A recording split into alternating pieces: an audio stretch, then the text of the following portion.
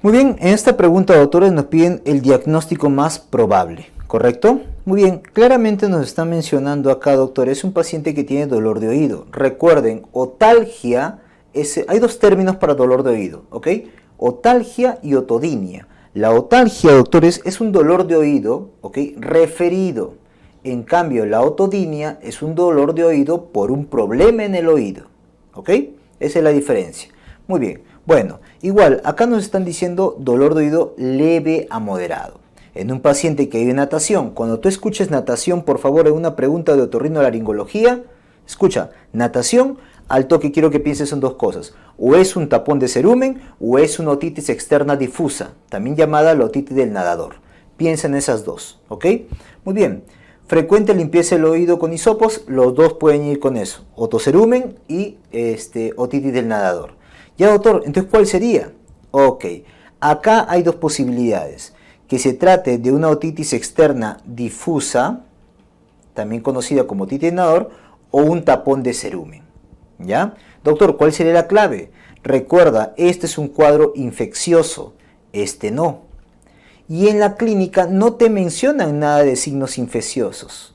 Por ese lado ya sería más un tapón de cerumen. Además, el dolor de una otitis externa difusa es un dolor grave, intenso, severo, ¿correcto?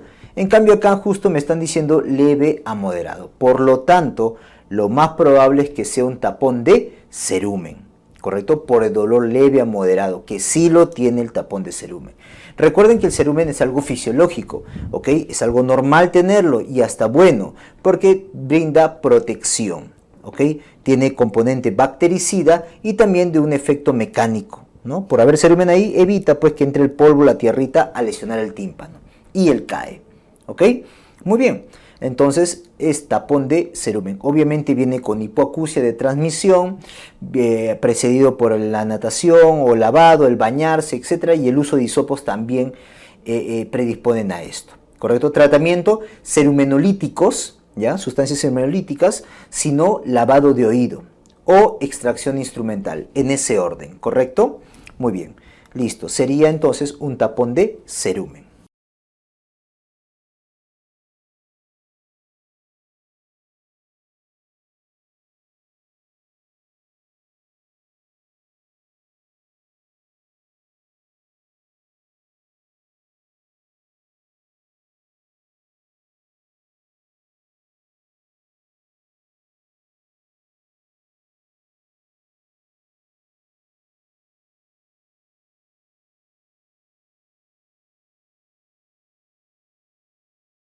En esta pregunta, doctores, nos piden la presunción diagnóstica, ¿ok? Nos hablan de un paciente que tiene hipoacusia, acúfenos, luego de ingresar a la piscina. Ya te he dicho, te ingresas a la piscina, te hablan de natación o piscina, quiero que pienses en dos cosas. Uno, vas a pensar en otocerumen o tapón de cerumen y vas a pensar también en otitis externa difusa, también llamada otitis del nadador. Obviamente la otitis externa difusa es un cuadro infeccioso, va con dolor intenso, va con fiebre, secreción purulenta. Y en este caso que me están diciendo, no hay otalgia, no hay fiebre. Ok, por lo tanto, es menos probable que sea una otitis externa difusa. ¿Qué me queda? Que sea un otocerumen. ¿Y ese va con hipoacusia? Claro que va con hipoacusia, puede darte algunos casos acúfenos incluso. ¿Ok? Por lo tanto, sería un otocerumen, letra D. ¿Estamos de acuerdo? Muy bien. Manejo, doctores, cerumenolíticos, lavado de oído y si no, extracción instrumental. ¿Ok? Muy bien.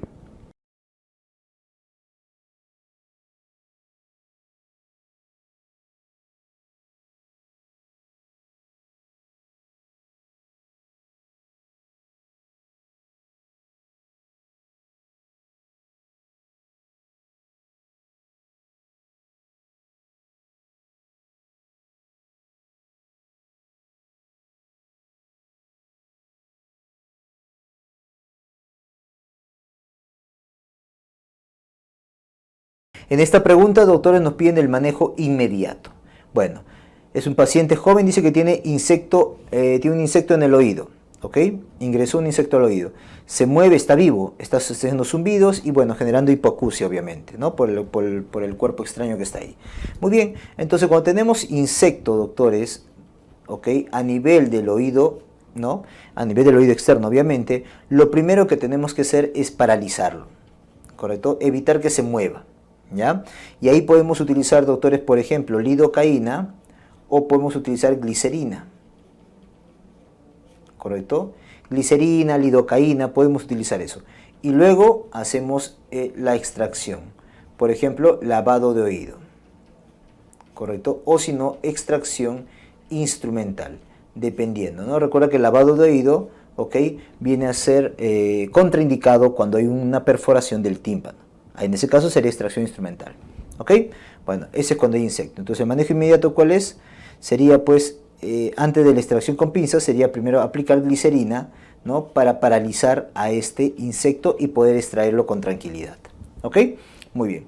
La idea es evitar que ese insecto lesione más, por eso lo paralizas. Porque si tú entras y quieres sacarlo, o que ya sea con lavado de oído, ya sea con extracción instrumental, el insecto es un ser vivo, va a querer vivir, por lo tanto se va a alejar, va a seguir metiéndose y escarbando. ¿Correcto? Muy bien.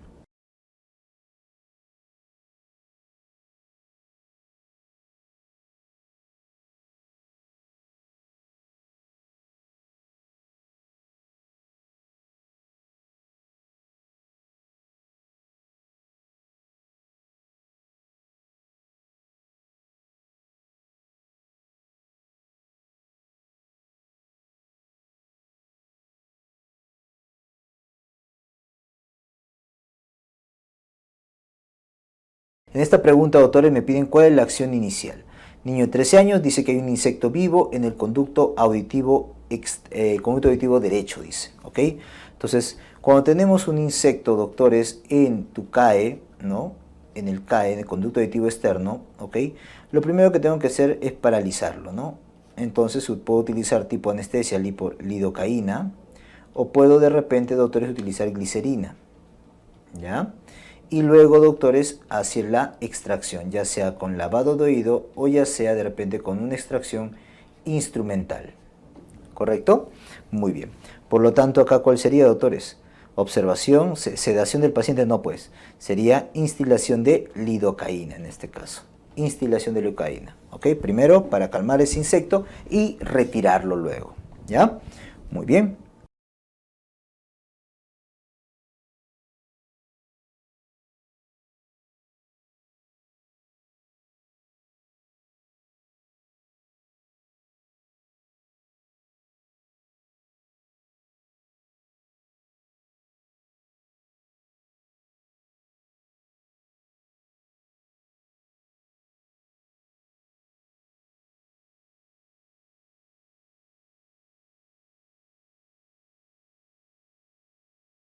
En esta pregunta, doctores, nos están hablando sobre cuál es la conducta en el paciente.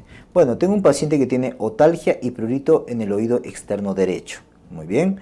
Secreción maloliente del conducto auditivo externo. Ya me está diciendo con eso que es una otitis externa, probablemente difusa. ¿Y predispuesto por qué? Porque ha habido un frijol dentro del mismo. Bueno, mi diagnóstico acá sería una otitis externa, probablemente difusa. ¿Ok? Y mi segundo diagnóstico sería cuerpo extraño, ¿correcto? En este caso sería frijol que ha predispuesto a la infección, ¿ya? Ese sería mi diagnóstico. ¿Cuál es mi conducta ahora? Bueno, en esta pregunta, doctor, es una pregunta que para mí yo lo puedo catalogar como un dudareme, ya que la pregunta oficial de los que hicieron el examen han dado clave, pues, interconsulta al especialista. Y es cierto, ¿no? ¿Por qué? Porque es un cuadro con un cuerpo extraño importante que hay que sacarlo, ¿ok? Cuerpos extraños que estén generando secreción purulenta, tiene que ver el especialista, ¿ya? Por eso la mejor clave acá sería interconsulta al especialista. Intentar extraerlo, no, tener cuidado, ¿ok? Bueno, aplicar lidocaína, ¿para qué, no? Lavado de oído no, pues, hay que hacer antes. Bueno, en realidad el manejo de la otitis externa difusa es limpieza, antibióticos, ¿correcto? ¿Ok? Y bueno, tópicos y vía oral, por si acaso, ¿ya? El tratamiento viene a ser limpieza, ¿no? De la otitis externa difusa, ¿ah? Limpieza, antibióticos, que puedo darlo de manera tópica y de manera vía oral también. ¿Ok? Ese es el manejo de la otitis externa difusa. Recuerda que la causa más frecuente de otitis externa difusa es pseudomonas, predispuesto por la natación, por la humedad, no te olvides. ¿Ya? Va con signo del trago positivo incluso, ¿no? Bueno, en este caso interconsulta al especialista.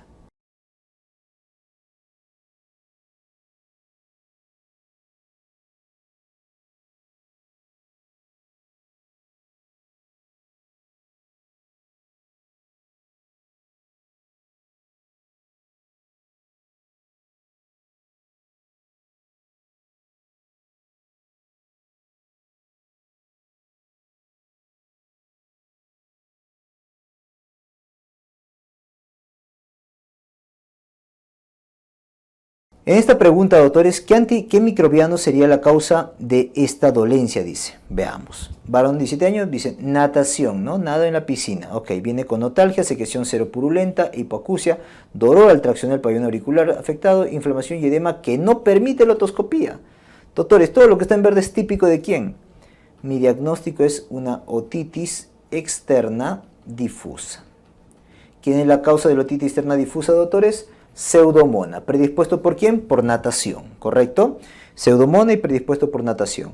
Va con dolor intenso, va con bastante secreción purulenta, tanto así que puede obliterar el CAE, dándote incluso hipoacusia de transmisión, estrago positivo también, ¿correcto? Todo eso es otitis externa difusa, la llamada otitis del nadador, ¿correcto? Muy bien, listo. Perfecto. Entonces, ¿cuál es el agente microbiano? Bueno, pseudomonas. Letra C. No te confundas con la otitis externa localizada, aguda. Ahí es, doctores, estafilococo aureus, estafilococo dorado, para la localizada aguda. ¿Ya? La otitis externa maligna, ahí también es pseudomonas. Y para la otitis micótica, aspergillus y cándida. ¿Ya? Muy bien.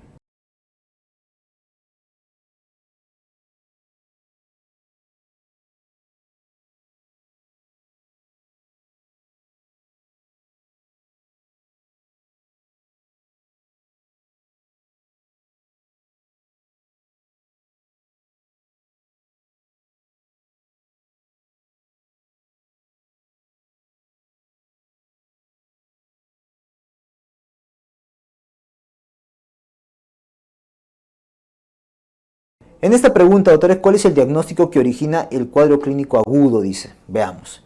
Tiene 8 meses, recuerda, es un menor de 2 años, ¿ya? Fiebre, irritabilidad, palidez, faringe edematosa y rojiza. O sea, parece que comenzó como una faringitis, como un cuadro respiratorio alto, mira. Con un cuadro respiratorio alto, una faringitis, un resfrío. Y ahora viene con el oído afectado, membrana timpánica, también te van a decir seguramente bien irritable, con membrana timpánica con signo de congestión, o sea, de infección, abombado, etcétera, etcétera, etcétera. Mira, membrana timpánica opaca, movilidad disminuida, aunque no hay secreciones, pero no importa. Esta secuencia, doctores, ¿ya? En un lactante menor de 2 años, es típico, doctores, típico. ¿De qué? De una otitis media aguda, ¿ya? Cuadro respiratorio alto, faringitis, rinofaringitis, que ahora viene irritable, se jala la oreja, tímpano abombado, opaco, con inyección conjuntival, mayor fiebre, ya. Esa secuencia es de una otitis media aguda. ¿Quién causa la otitis media aguda? En primer lugar, recuerda neumococo, Haemophilus influenza y tercer lugar, Moraxella catarrhalis. Recuerda por dónde asciende, por la trompa de Eustaquio. Ascienden los microbios desde la vía aérea superior hacia el oído medio. Trompa de Eustaquio, no te olvides. El método diagnóstico de elección, no te olvides, la otoscopía neumática. Otoscopía neumática. ¿Correcto? Muy bien.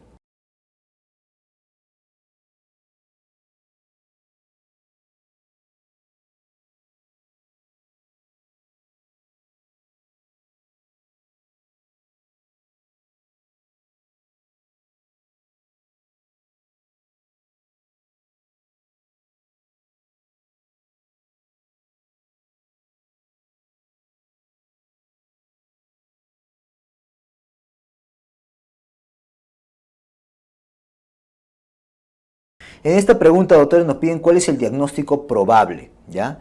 Comienza con rinorrea, congestión nasal y tos seca. Eso es un proceso respiratorio, ¿no? Es un proceso respiratorio alto, ¿ok? Que luego dice, viene con qué? Irritabilidad, mira, irritabilidad, llanto, se coge la oreja, ¿correcto? Y el tímpano está afectado. Eso, doctores, esa secuencia en un menor de 2 años, porque es más frecuente en ellos, es de una otitis media aguda. Te van a contar un proceso respiratorio alto y luego irritable, se jala la oreja, ¿no? De oreja tímpano abombado, opaco, con inyección conjuntival, nivel hidroaéreo, burbujas, etcétera. ¿Correcto? Si te preguntan el método diagnóstico de elección, otoscopía neumática. ¿Para qué? Para ver el tímpano y neumático para ver la movilidad del tímpano. ¿Ok? Muy bien. Tratamiento, obviamente, amoxicilina en primer lugar, 80-90 miligramos por kilo por día. ¿Ok? Muy bien. Otitis media aguda.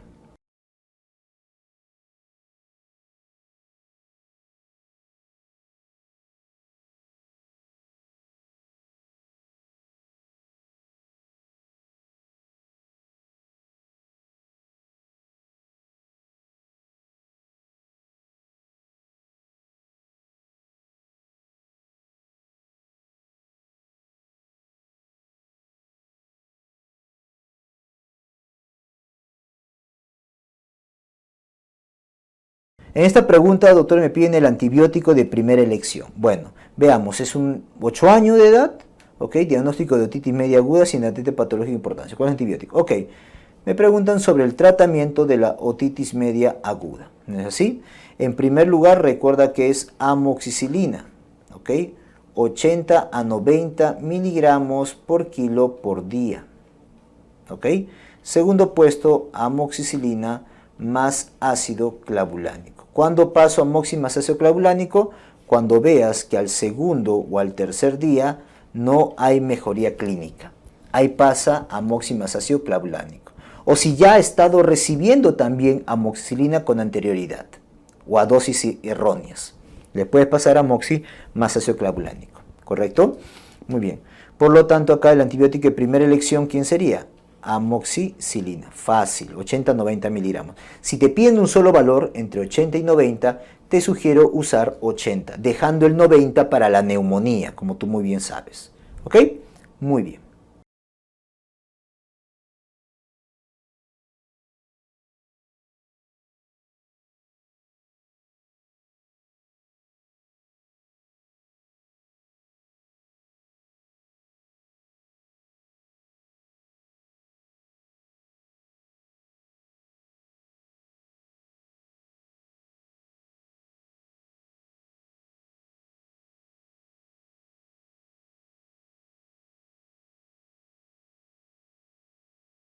En esta pregunta me piden cuál es el tratamiento indicado. Bueno, tengo paciente 3 días, presenta un cuadro catarral, irritabilidad y fiebre. Eso, doctores, viene a ser un proceso respiratorio alto, ¿no? Catarral, etc. Y ahora viene con irritabilidad, ¿no? Afectación del tímpano, correcto, con mayor fiebre, ¿no? Se jala la oreja, ¿ok? Mira, pues tímpano congestivo, abombado, ya, esta secuencia clínica, doctores, en un menor de 2 años, bueno, acá dice 3 años, no importa, pero es más frecuente en menor de 2 años, hay que pensar en otitis media aguda, ¿correcto? ¿Y el tratamiento indicado cuál es?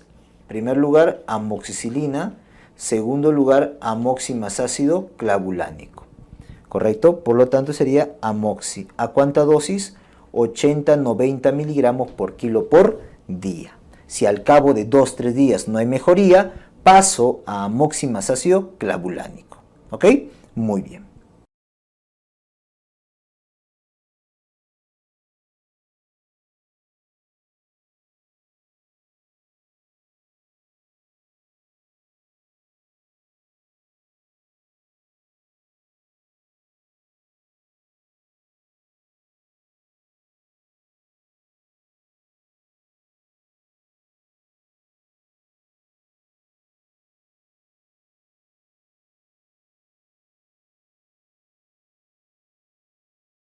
En esta pregunta nos dicen cuál es el tratamiento de primera elección. Veamos, otalgia de inicio agudo, importante, secreción purulenta, conducto auditivo y abombamiento del tipo. Definitivamente, doctores, nos están hablando, el diagnóstico sería una otitis media aguda. Recuerda que la etiología es neumococo, Haemophilus influenza y Moraxella catarrhalis. ¿Cómo llegó esas bacterias desde la vía aérea superior hacia el oído medio?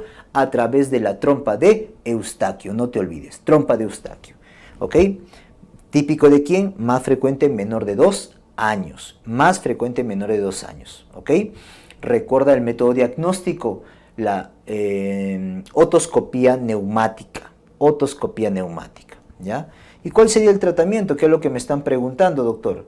De primera línea, obviamente, amoxicilina y segunda línea, amoxi más ácido clavulánico. ¿Correcto? Por lo tanto, la clave muy fácil, doctores, sería amoxicilina. ¿Cuánta dosis? 80 a 90 miligramos por kilo por día, prefiriendo el 80 si vas a utilizar uno de los dos valores. ¿Ya? Muy bien.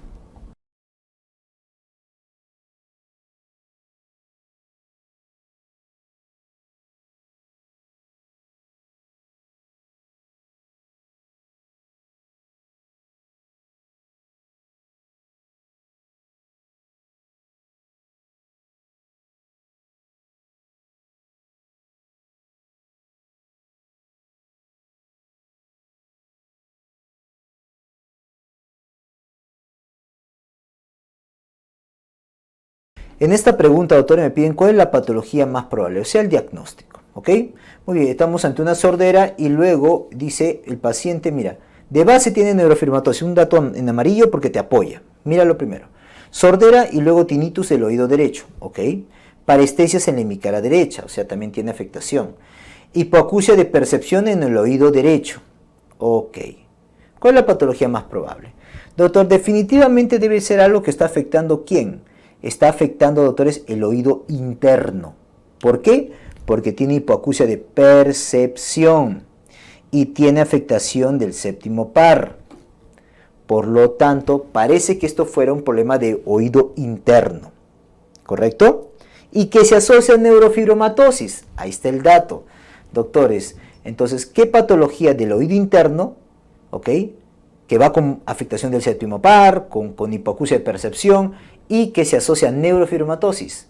Obviamente el neurinoma del acústico, o sea, neurinoma del acústico, o sea, doctores, un tumor benigno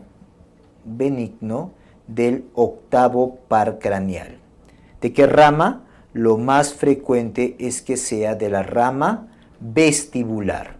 Recuerda que el octavo par tiene su tronco, tiene su rama coclear y su rama vestibular.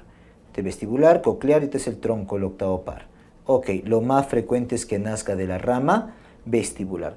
Tumor benigno es un tipo de schwannoma, también así lo puedes decir, un tipo de schwannoma.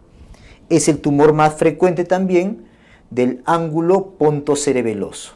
Y sí, pues, se asocia a neurofibromatosis, y más que todo el tipo 2, cuando es un neurinoma acústico bilateral, ¿ya? Cuando es bilateral, se asocia ahí.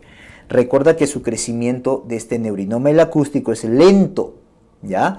Por eso es que se puede ver fases clínicas, la fase otológica, la fase nerviosa y la fase de hipertensión endocraniana. ¿Ok? Fase otológica porque aparece clínica otológica, hipoacusia, por ejemplo, ¿correcto? Tinnitus, acúfenos. Luego viene la fase neurológica porque afecta el quinto par, afecta el séptimo par, ¿ok? O sea, parestesias, o sea, parálisis facial. Y luego el signo de Hitzelberger también, signo de Hitzelberger aparece ahí. Y por último, ya por expansión, por mayor tamaño, aparece el síndrome de hipertensión endocraniana, náuseas, vómitos, papiledema, etc. Efecto de masa, ¿correcto? Muy bien. Si te piden algún examen, ¿qué vas a marcar acá? Obviamente, resonancia magnética. Y el tratamiento es quirúrgico con intenciones curativas, porque recuerda que es un tumor benigno, ¿correcto? ¿Ok? ¿Puede tener recurrencia? Sí, puede tener recurrencia. Tener cuidado con eso. ¿Ok? Muy bien. Listo. Es el famoso neurinoma del acústico. Muy bien.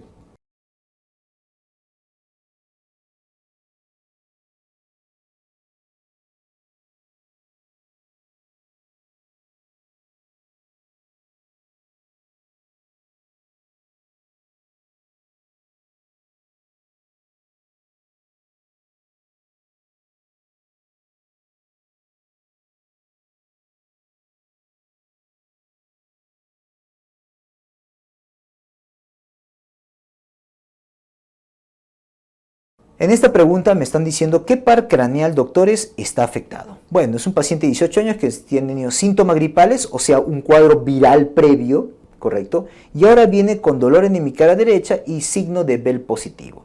El signo de Bell tiene que ver con esa dificultad para el cerrar del ojo, ¿correcto? Por la parálisis facial, ¿ok? Entonces, doctores, estamos en el contexto de una parálisis facial. Recuerda que la parálisis facial, doctores, puede haber varios tipos. Hay unos que lo llaman central y otros periféricas, ¿ok? Las centrales, doctores, son aquellas que se afectan la hemicara inferior contralateral a la lesión. En cambio, las periféricas son aquellas que afectan toda la hemicara ipsilateral a la lesión. ¿Correcto? ¿Estamos de acuerdo? Muy bien. ¿Cuál es lo más frecuente? Las periféricas. ¿Correcto? Otra manera de clasificar a las parálisis faciales es también en central, o supranuclear, nuclear e infranuclear. ¿Ok? Supranuclear, nuclear e infranuclear. ¿Ok? Muy bien. Entonces, dependiendo, puede ser supranuclear, nuclear o infranuclear. ¿Ok? Cuando son supranucleares, doctores, la parálisis facial es una parálisis facial contralateral inferior. ¿Ok? O sea, contralateral a la lesión. ¿Ya? En cambio, cuando es nuclear o es infranuclear, hacen igual. Hacen una parálisis facial ipsilateral, ¿correcto? Ipsilateral total, de toda esa hemicara. ¿Ya? Las infranucleares son las más frecuentes, obviamente. ¿Ok? Te pregunto, ¿cuáles son las parálisis faciales más frecuentes? Las infranucleares o, según la otra bibliografía, central o periférica, las periféricas. ¿Ya? Entonces, una manera de clasificarlas. En supranuclear, nuclear, infranuclear, u otra manera en central y periférica. Esta central es la que le hace la parálisis facial contralateral inferior y esta es la que hace la parálisis facial ipsilateral total. ¿Correcto? Acá también las periféricas son las más frecuentes. ¿Ok? Muy bien, entonces si te preguntan cuál es la parálisis facial más frecuente, las infranucleares o también llamadas, o otra bibliografía, periféricas. ¿Ya? Ahora, ¿por qué? ¿Por qué las infranucleares y por qué las periféricas? Porque dentro de ellas está la parálisis más frecuente de todas. ¿Cuál? La parálisis de Bell. ¿Correcto? La parálisis de Bell.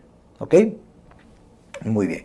Que tiene un antecedente de un cuadro viral previo, puede ser un virus herpes, por ejemplo, ¿ya?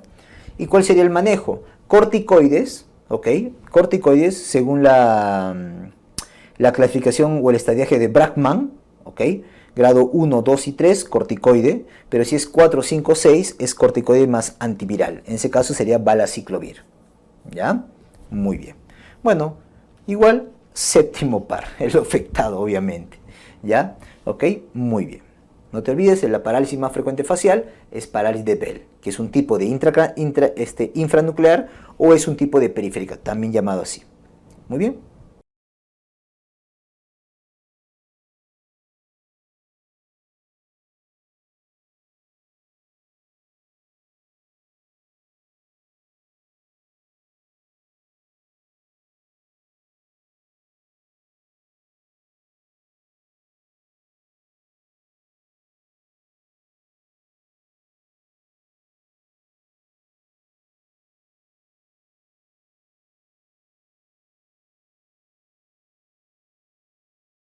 En esta pregunta, doctores, me piden qué tratamiento está indicado. Veamos. 3 años de edad, que hace una hora introdujo al oído una pila de reloj. Es un cuerpo extraño tipo pila de reloj. Doctores, un cuerpo extraño tipo pila de reloj, inmediatamente hay que sacarlo. ¿Por qué? Porque hace necrosis rápidamente. ¿Ok? Por lo tanto, meningotomía no, lavado de oído menos. Inyectar lubricante, no, pues sería extracción con pinza. Hay que sacar esa pila inmediatamente, doctores. ¿Ok? Por el alto riesgo de necrosis y lesión del conducto auditivo que tiene esta pila. ¿Ya? De frente, ¿ah? No hay duda, no hay duda.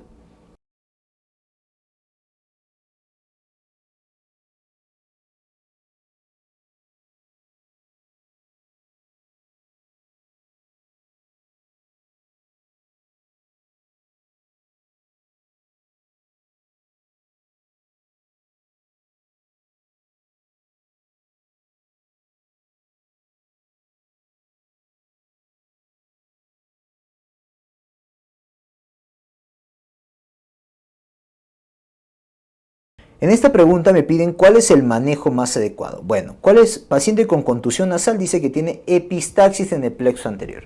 Bueno, tienes que recordarte, doctores, que las epistaxis, o sea, el escape de sangre a través de la nariz, ¿no? Puede haber dos tipos, la anterior y la posterior. Definitivamente, doctores, el anterior es el más frecuente con un 90% de los casos y el posterior 10% de los casos. Por eso el manejo va dirigido hacia el anterior, ¿ok?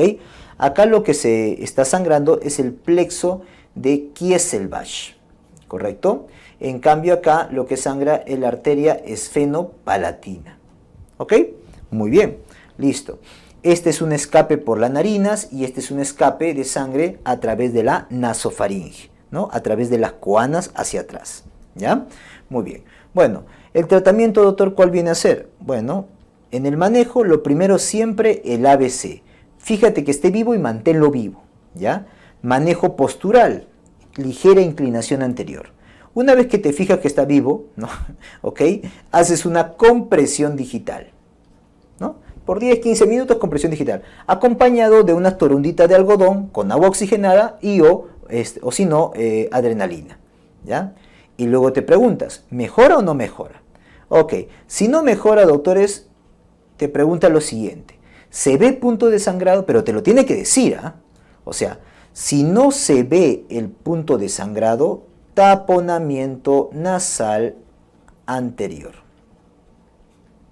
Pero si se ve punto de sangrado, pero te lo tiene que decir, doctores, ¿ah? Se ve punto de sangrado, o sea, ya calmó, ya no hay tanto chorro, pero se ve punto de sangrado. Ahí recién pensarás en cauterización, por favor, con nitrato de plata, un hisopo gigante, ¿ya? Bueno, si la cauterización no ayuda, taponamiento nasal anterior. Si la anterior no ayuda, pasas y le complementas. No es que sacas el anterior y pones posterior, no, no. Le complementas con un taponamiento nasal posterior. Si no remite con eso, ahora sí, embolización o ligadura arterial. Ese sería el manejo, ¿ya? Sugerencia aquí. Si de frente te dicen o te orientan a pensar en que es una epistaxis posterior, ahí de frente vete a marcar clave taponamiento nasal posterior. Solamente para marcar clave. Porque tú sabes que un taponamiento nasal posterior nunca va sola. Siempre va con anterior. ¿Ya? Bueno. Entonces en este caso me dicen que hay una epistaxis del plexo anterior. Hay una fractura nasal. Por cierto, datito, la fractura nasal, recuerda que es el tipo de fractura facial más frecuente. Datito. ¿Ya? Bueno, el manejo, ¿cuál sería acá? Obviamente, lo primero, ABC. ¿Hay ABC? No, doctor. Muy bien. ¿Qué sería? Compresión digital. No hay tampoco. ¿Cuál es lo que le sigue? El taponamiento nasal anterior. Letra A. ¿Correcto? Muy bien. Doctor, ¿por qué no cauterización? No cauterización porque en ningún momento te están hablando del punto de sangrado. O sea, se ve, así, literal te lo tienen que decir. ¿Ya? Esa es mi sugerencia. Muy bien.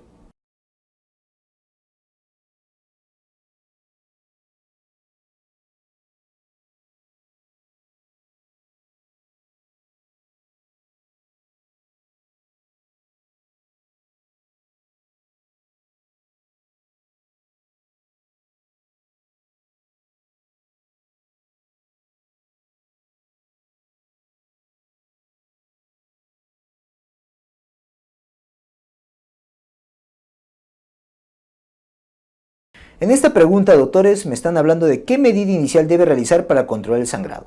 Se trata de una epistaxis, ¿ok? Por un golpe en la nariz. Se aprecia sangrado a nivel de la porción anterior e inferior del tabique nasal, o sea, es anterior, ¿no? Bueno, estamos ante mi diagnóstico sería una epistaxis y lo más probable es que sea anterior, ¿ya? Para el tratamiento, lo primero es el ABC, manejo postural, compresión digital, ¿correcto? Si no remite, cauterización posterior, si es que se ve el punto de sangrado, pero te lo tienen que decir así con esas palabras, ¿ok? Si no se ve o no te lo dicen, sería taponamiento nasal anterior, si no, taponamiento nasal posterior y si no, embolización o ligadura, ¿correcto? Muy bien, entonces, ¿cuál sería la medida inicial? ABC. ¿Hay ABC? No, doctor, perfecto. Luego, ¿qué sería? Compresión. ¿Hay? Sí, sí hay compresión. Letra C. ¿Te das cuenta? Sigue el orden, por favor. Siempre sigue el orden. ¿Correcto? Muy bien. No te olvides que que el taponamiento nasal anterior también tiene complicaciones, ¿ah? ¿Ok? Necrosis de la columena, por ejemplo, infección, por ejemplo, sinequias, por ejemplo, son complicaciones del taponamiento nasal. ¿Ya? Muy bien.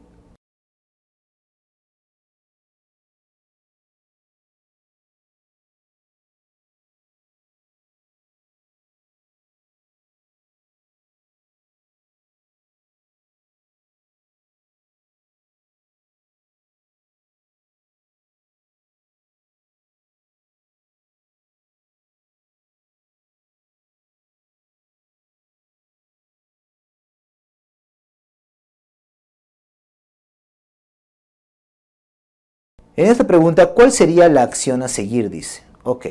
Veamos, golpe en la nariz y presenta sangrado, se le realiza taponamiento nasal anterior y a las 2 horas presenta vómito con sangre. Ah, o sea, ya le hicimos el taponamiento nasal anterior, ¿correcto? Y si no mejora, ¿qué tengo que hacerle? Taponamiento nasal, pues complementar, porque probablemente en realidad se trate de una epistaxis posterior, probablemente. ¿Por qué también pienso en eso? Porque me dice vómito con sangre. Significa que la sangre lo estaba deglutiendo. Entonces, mira, me está orientando a pensar que es una epistaxis posterior. Entonces, ¿cuál sería la mejor clave? Complementarlo con un taponamiento posterior. Entonces, derivar al especialista para un taponamiento posterior. ¿Correcto? ¿Ok? Muy bien.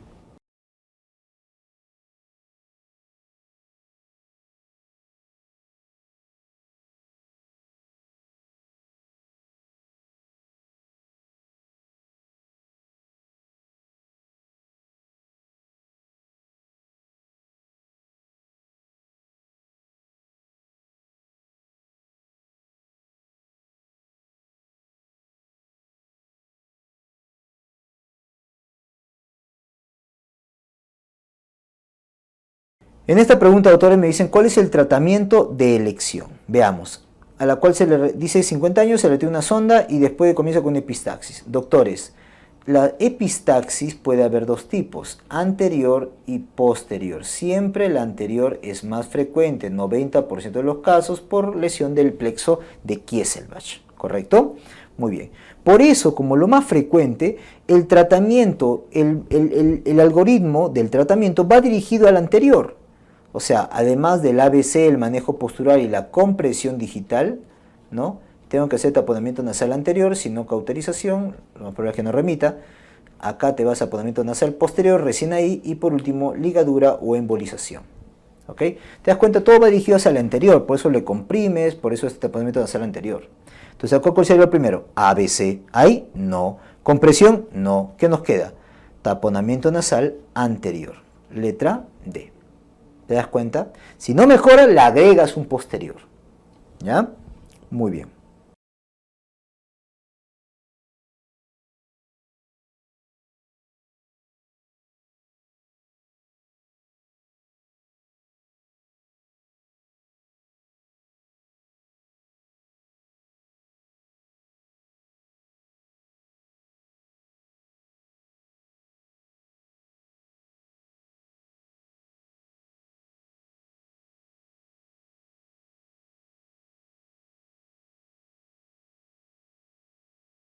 En esta pregunta, autores me dicen, ¿cuál es el diagnóstico más frecuente? ¿No? Vamos a ver. Respiración bucal que da lugar a la desecación de la mucosa faríngea. Al examen físico, faringe eritematosa y obstrucción nasal. A ver, doctores, es un adolescente, ya es adolescente, no es tan niño, es adolescente, ¿ya? Dice respiración bucal, ¿ok? Debe haber una obstrucción a nivel nasal, entonces. Desecación de la mucosa faríngea, porque está respirando solo por la boca, ¿ya? Por eso la faringe eritematosa y tiene obstrucción nasal, ya está. ¿Cuál de estos iría con obstrucción nasal? Amigdalitis, no pues, faringitis tampoco, sinusitis, bueno, una sensación puede haber por ahí. Rinofaringitis, una pequeña sensación, pero pólipos nasales, eso sí, ¿correcto? Los pólipos nasales sí te llevan a eso. Recuerda que estos son tumoraciones, una tumoración benigna por crecimiento de la mucosa nasal, ¿correcto? Esos son los pólipos. Son tumores benignos por crecimiento de la mucosa nasal. secundario a rinitis repetitivas, ¿correcto? Rinitis repetitivas. Muy bien. Recuerda que esto se presenta más en grandes, adolescentes, adultos. No suelen ser de niños. Más bien, gatito, si tú ves un niño con pólipos nasales, descarta fibrosis quística, ¿correcto? Niño con pólipos nasales, descarta fibrosis quística, ¿ok? Muy bien.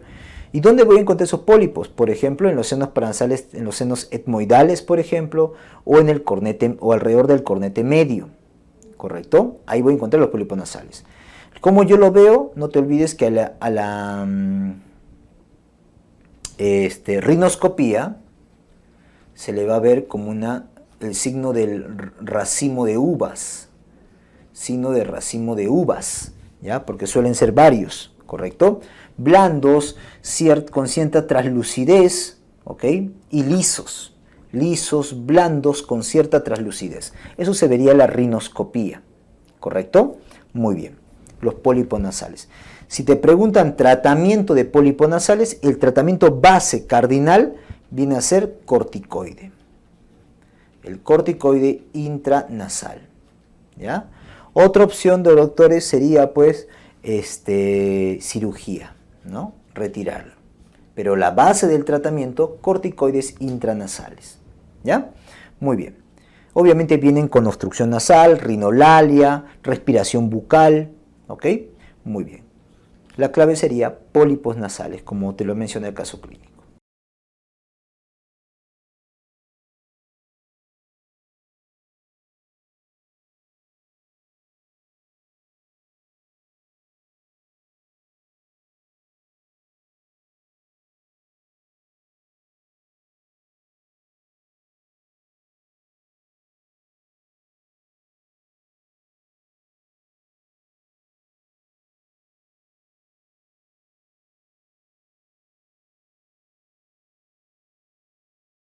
En esta pregunta me dicen, ¿cuál es el diagnóstico probable, doctor?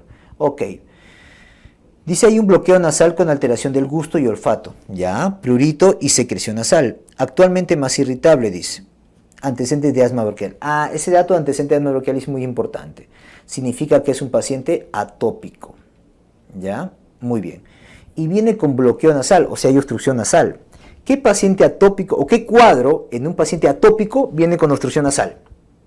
¿Quién? La rinitis alérgica. Claro que sí. La rinitis alérgica. ¿Ok? Te puede alterar un poco el gusto, el olfato, obviamente, prurito y secreción nasal. Ya está. Prurito y secreción nasal, eso es típico de quién? De la rinitis alérgica. Recuerda que esta rinitis alérgica, doctores, es de pacientes atópicos, secundario a alergenos, puede haber varios tipos, ¿no? Hay la perenne, ¿correcto? ¿Ok? La estacional también, eso tiene que ver con el polen, ¿no? La estacional, la perenne, ¿ok? Son tipos de rinitis alérgicas, ¿ya? ¿Con qué va? Con rinorrea acuosa, abundante, clara, literalmente se deshidrata por la nariz, picor nasal o escozor nasal, ¿no? Estornudos en salvas, inyección conjuntival, afectación ocular, también hay lagrimeo, ¿correcto? Y otro signo de atopia, como el signo de Denny Morgan, por ejemplo, ¿correcto? La línea acá, el saludo del alérgico, del atópico, ¿no? ¿Ok? Bueno, son clínicas. ¿Qué voy a ver en la secreción nasal? Eosinófilos aumentados. En la sangre, IgE aumentada, ¿correcto? La prueba de Prick-Tex va a ser positiva, porque es atópico, ¿ok? Y el tratamiento se basa en corticoides inhalados, no, discúlpeme, corticoides intranasal, antihistamínicos y bueno, evitar los alergenos. ¿No es así? Bueno, entonces estamos frente a una rinitis alérgica, clarísimo, clarísimo, ¿ok? Muy bien. Ah, no te olvides que la mucosa es pálida, la mucosa es pálida, ¿ok?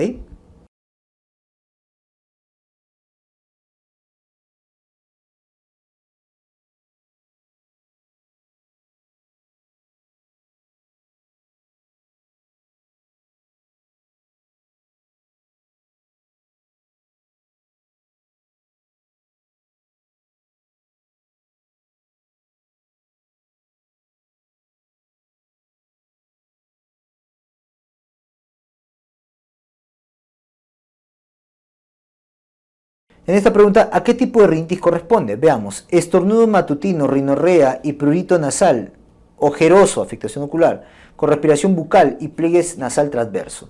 Este ojeroso, respiración bucal y pliegue nasal transverso son signos de atopia. Es decir, rinitis atópica, o sea, rinitis alérgica. Ya está. Y recuerda, la rinitis alérgica obviamente tiene que haber alergenos para esto, secundario al contacto con alergenos. La rinorrea es clara, abundante, ¿ok? Transparente, translúcida. La mucosa es pálida, mucosa pálida. Aparece otros signos, picor nasal, ¿ok? Estornudos en salvas, ¿ok? ¿Estamos de acuerdo? Y en la secreción nasal los eosinófilos están aumentados. En la sangre la IgE está aumentada. El prick test es positivo. Tratamiento corticoides intranasales, antihistamínicos y bueno, evitar los alergenos. ¿Ya? Muy bien. Entonces sería una rinitis alérgica, mediado por IgE, no te olvides. Y mira, pues ahí está, IgE elevado. ¿Ok? Muy bien.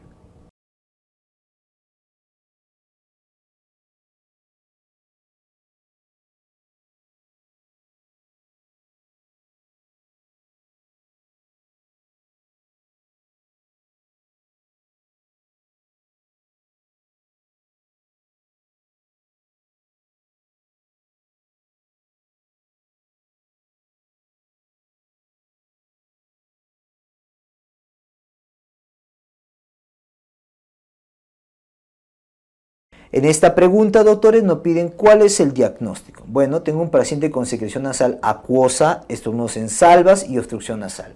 Mucosa nasal pálida todavía te dice. Ya está, doctores. IgE en secreción nasal incrementado todavía te dice. Ok, bueno, estamos frente entonces, doctores, frente a una rinitis alérgica definitivamente, ¿no? Es una rinitis alérgica, es decir, una rinitis secundario a alergenos, al contacto con alergenos. La mucosa viene pues de color pálida, la secreción nasal abundante, clara, transparente, hay estornudos en salvas, picor nasal, signos de atopia, signo de Denny Morgan, la línea acá en la nariz, ¿correcto? El saludo del alérgico, ¿correcto? Prick test positivo, eosinófilos elevados en la secreción nasal, el IgE elevado, etc. ¿Correcto?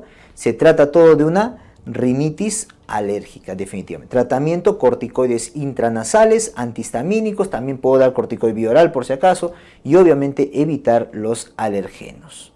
¿Ok? Fácil, es una rinitis alérgica, no hay vuelta que dar. ¿Ok? Hay una, doctores, llamada rinitis eosinofílica no alérgica. ¿Cuál es la diferencia, doctores? Datito. La diferencia es la siguiente, en la cual acá, ¿ok?, se parece en la clínica de la rinitis alérgica. Se parece. O sea, secreción nasal abundante, picor, etc. ¿Ok? Se parece. Pero hay una diferencia muy importante. ¿Cuál, doctor? Que en esta eosinofílica no alérgica no hay antecedente de atopia. ¿Correcto? No hay tampoco la IgE elevado. No hay afectación de ocular, no afecta a ojos, pero sí tiene que eosinófilos elevados en secreción nasal. Eso sí. Entonces se parecen algo solamente porque la clínica se parece y los eosinófilos están elevados en la secreción nasal. Pero no hay atopia, no hay IgE elevado y no hay afectación ocular, como sí lo hay en la alérgica. ¿Ya? Muy bien. Mire esa diferencia, por favor. Muy bien.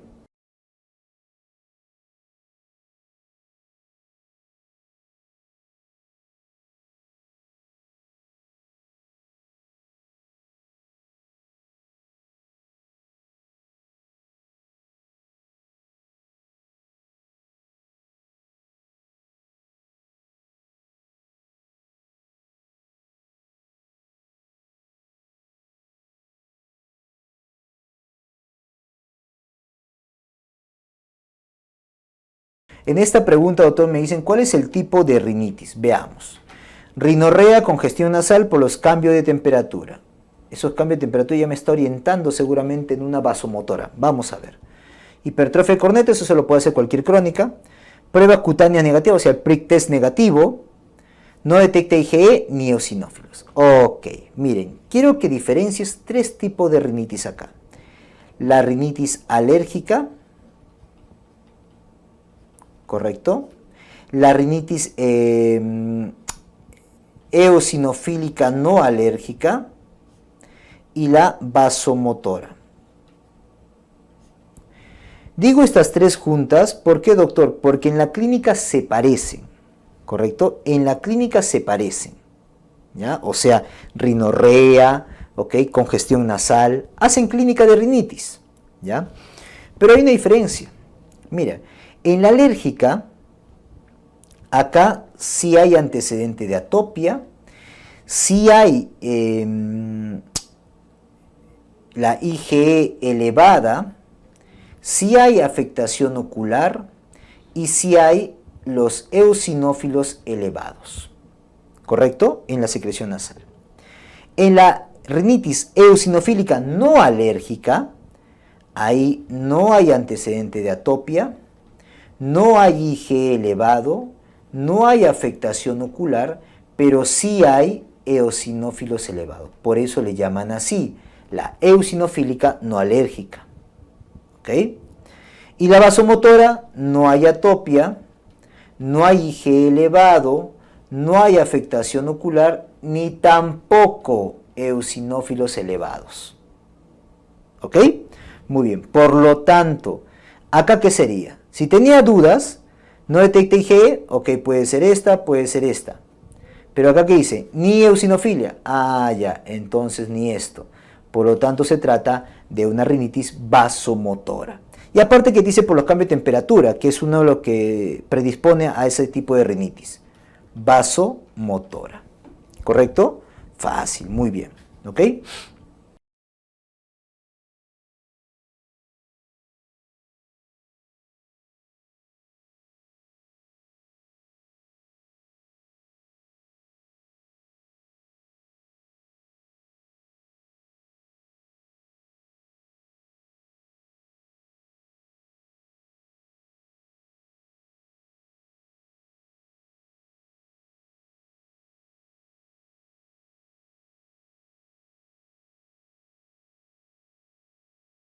En esta pregunta, doctores, me piden cuál es el examen útil para precisar el diagnóstico, dice, en este caso clínico. ¿Ok? Veamos. Bueno, dice escolar 2 semanas, bueno, tiene fiebre, rinorrea y tos que cede gradualmente. Fiebre, rinorrea, eso parece un proceso respiratorio alto. Y ahora viene con ¿qué? Halitosis y voz nasal. ¿Correcto? Halitosis y voz nasal. Esa voz nasal puede ser por afectación de la mucosa nasal o de los senos paranasales incluso. ¿Ok? Bueno, en este caso, ¿qué sería? Probablemente este proceso respiratorio alto, ya que te lo han mencionado acá, mira, fiebre, rinorrea, tos, este proceso respiratorio alto, te está predisponiendo a ¿qué? O sea, ese resfrío a una sinusitis. Probablemente a una sinusitis. ¿Ya? Por la halitosis y por la voz nasal. O una rinosinusitis, por último. ¿Ya? En ese caso hay que ver la afectación de los senos paranasales. Por lo tanto, ¿qué examen sería útil? Si hablamos de sinusitis, recuerda que es una inflamación e infección de los senos paranasales. ¿Correcto? ¿Ok? Claro, puede haber cuadro viral, cuadro bacteriano. Lo que más te van a preguntar es cuadro bacteriano. Y si fuera bacteriano, a la cabeza, igual que otitis media aguda, neumococo, Haemophilus influenza y Moraxella catarrhalis, ¿correcto? Muy bien. Bueno, esta sinusitis, doctores, lo más probable es que sea en seno etmoidal en niños y maxilar en adultos, ¿correcto? Muy bien. Ahora, doctor, si me preguntan de examen, ¿qué examen voy a pedir? El examen inicial sería radiografía de senos paranasales. Pero si te preguntan de elección, sería tomografía. ¿Correcto? Bueno, si me preguntan de exámenes, ¿qué es lo que me están preguntando? Inicial sería radiografía de senos paranasales y de elección tomografía. En este caso, se ve una radiografía de senos paranasales porque es lo que estoy sospechando, ¿correcto? Por esa voz nasal, bueno, por ahí ayuda, ¿ok? Muy bien.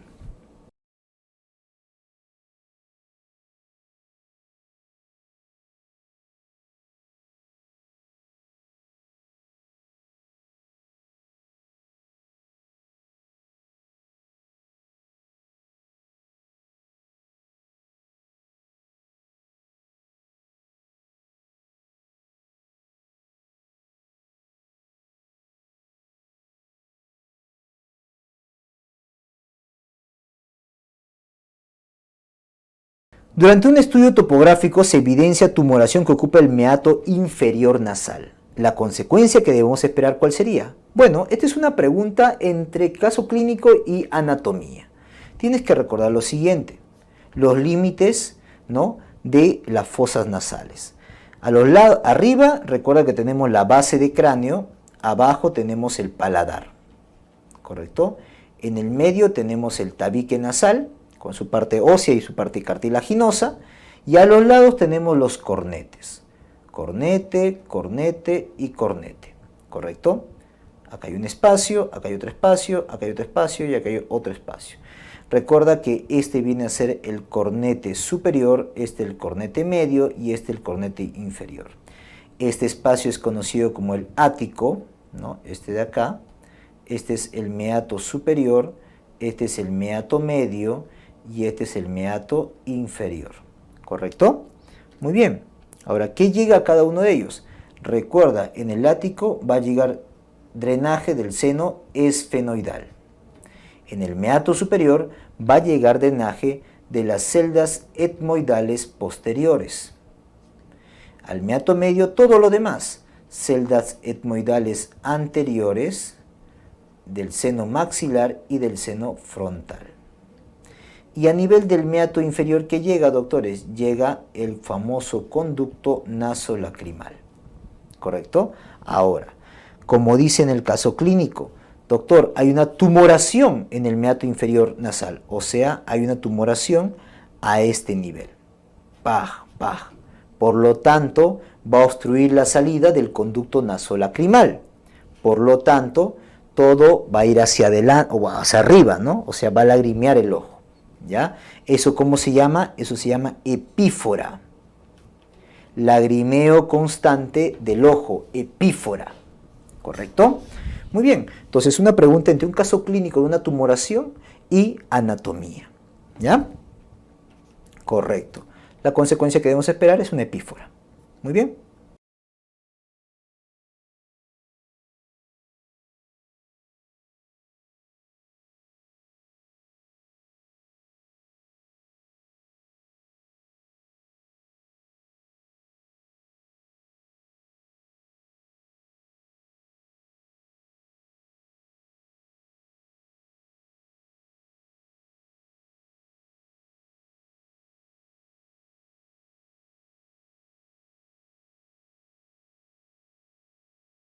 En esta pregunta, doctores, me piden cuál es el diagnóstico. Dice que tiene dolor faríngeo, alza térmica, oinofagia, otalgia derecha, ¿ya? Trismus, aumento de volumen de la amígdala palatina derecha y secreción pura. Ahí está el dato. Entonces, el problema infeccioso, porque está con fiebre acá y dolor, ¿ok?, es una tumoración o es un absceso a nivel palatino derecho. O sea, vamos a hablar acá de abscesos faringios, ¿correcto? Muy bien. Abscesos faringios. ¿Ok? Hay tres tipos de abscesos, doctores.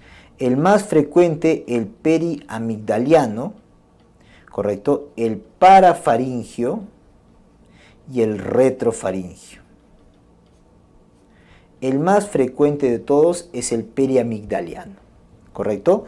Doctor, ¿cómo me doy cuenta que es periamigdaliano? Porque está a un lado. Bueno, es una tumoración con dolor y fiebre.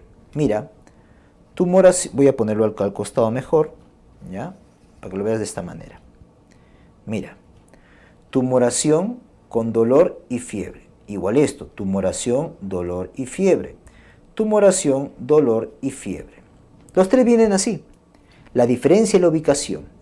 Este es en sentido lateral, a un lado, igual el parafaringio también lateral, el retrofaringio más bien es posterior. ¿Correcto? Muy bien. Además, el parafaringio con el periamigdaliano, ¿cómo lo puedo diferenciar? Recuerda, el periamigdaliano no llega a músculo. El que llega a musculatura faringea es el parafaringio. Por lo tanto, a esto agrégale tortícolis. Tortícolis o dolor cervical también. ¿Ya? Bueno, listo. Entonces, tenemos eso de ahí. ¿Ya? Muy bien. Recuerda que el periamigdaliano es el más frecuente de todos. ¿Ya? Listo, doctor. ¿Cuál es el tratamiento? El tratamiento va a ser para todos antibiótico, ¿correcto? Pero más drenaje.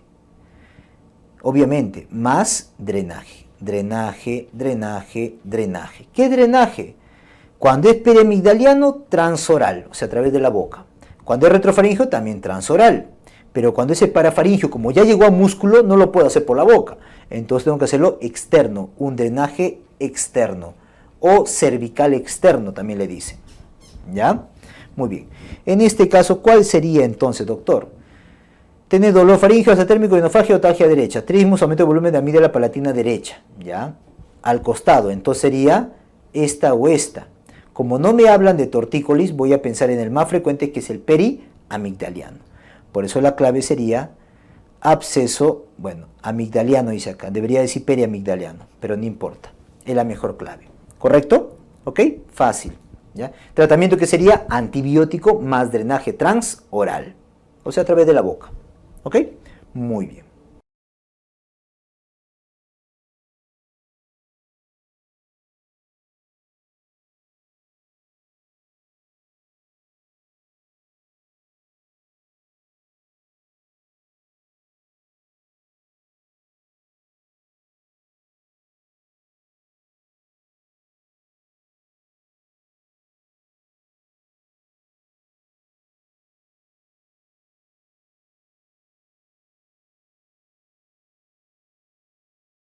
Acá me están preguntando cuál es el diagnóstico presuntivo. Tiene un dolor intenso de garganta, alza térmica, trismus, halitosis, cialorrea, abombamiento del pilar anterior izquierdo que rechaza la úvula hacia un lado y amígdala hacia el lado contralateral. Ya está ya. Doctores, obviamente estamos hablando de un proceso infeccioso con tumoración ahí en la amígdala. Por lo tanto, es un absceso. ¿Correcto? Tenemos el absceso periamigdaliano, que es el más frecuente, el parafaringio y el retrofaringio. ¿Correcto? ¿Cuál de ellos se asocia a osteomielitis cervical? Retrofaringio. ¿Correcto? Retrofaringio. ¿Cuál de ellos se asocia a abscesos o abscesos cerebrales? O sea, que puede brindar abscesos por todos lados. El parafaringio. ¿Ya? Bueno. Estos de acá, recuerda que se acompañan, doctores, con fiebre, dolor, tumoración. Fiebre, dolor, tumoración. Y fiebre, dolor, tumoración. La ubicación es lo que lo diferencia. Este es a nivel lateral, a un lado, igual este a un lado, y este, doctores, es posterior, ¿no? Retrofaringio, atrás, en la pared faríngea posterior. ¿Ya? Muy bien. Doctor, claramente así puedo diferenciar el retrofaringio de los otros, pero ¿cómo diferencio el periamigdaliano con el parafaringio? Que este se asocia, súmale, tortícolis. Súmale tortícolis. ¿Ok? Muy bien. Recuerda que el periamigdaliano es el más frecuente. ¿Ya? ¿Y cuál sería el tratamiento? Bueno, además de darle antibióticos a todos, tienes que sumarle algo, el drenaje. Drenaje, drenaje, drenaje. Este es un drenaje transoral, puede entrar a través de la boca. El parafaringio, discúlpame, el retrofaringio también, transoral, pero el parafaringio no, porque ese ya llega a músculo, por eso hace tortícolis. Por lo tanto, hay un drenaje cervical externo. ¿Ok? Cervical externo. ¿Ya? Muy bien. Por lo tanto, doctores, ¿frente a qué estamos acá? Estamos frente a un lateral, porque dice lado contralateral, mira.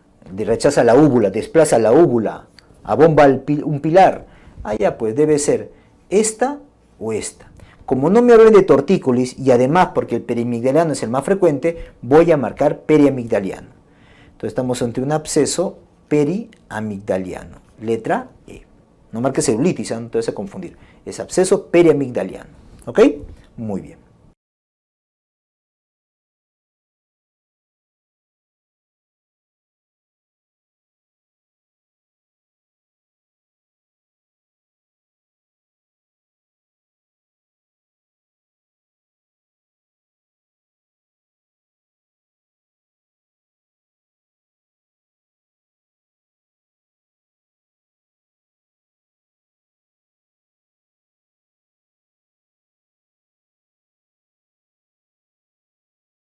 En esta pregunta, doctores, me dicen, ¿cuál es la mejor conducta terapéutica? Dice.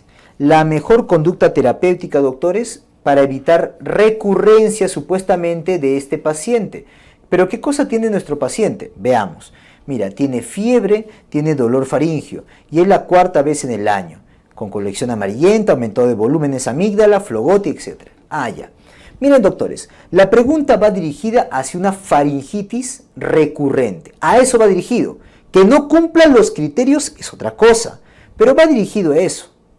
Y la pregunta va a eso justamente, para evitar recurrencia. ¿Qué es lo mejor? Sacarlo. Claro. Recuerden, doctores, faringitis recurrente o amigdalitis recurrente. ¿Cómo se define? Según los criterios de Paradise. ¿Qué dicen los criterios de Paradise? Hay 3 maneras de definirlo. El que tenga mayor o igual a 7 episodios por año en el último año. ¿Correcto? O que tenga mayor o igual a 5 episodios por año en los últimos 2 años. O que tenga mayor o igual a 3 episodios por año, ¿correcto? En los últimos 3 años. Siempre es últimos, ¿ya? Últimos 3 años. Esas son las 3 maneras probables de definir amigdalitis recurrente según los criterios de Paradise. Obviamente en el caso clínico no lo mencionan así, pero para eso va dirigido. O sea, tenías que entender lo que va dirigido de esa manera. Bueno, la cosa que es entonces una faringitis o amigdalitis recurrente, ¿ya? Entonces, para evitar recurrencia, justamente la amigdalitis recurrente es un criterio de amidalectomía, ¿ok? Doctor, otro criterio de amidalectomía, ¿cuál sería? Por ejemplo, el síndrome de apnea obstructiva del sueño o trastornos del sueño, ¿correcto? O sea, respiración obstructiva que va con trastorno del sueño, ¿ok? Sería otra indicación, ¿ya? De amidalectomía. Bueno, la clave sería amidalectomía para evitar justamente la recurrencia de estas faringitis, ¿ya? O amigdalitis.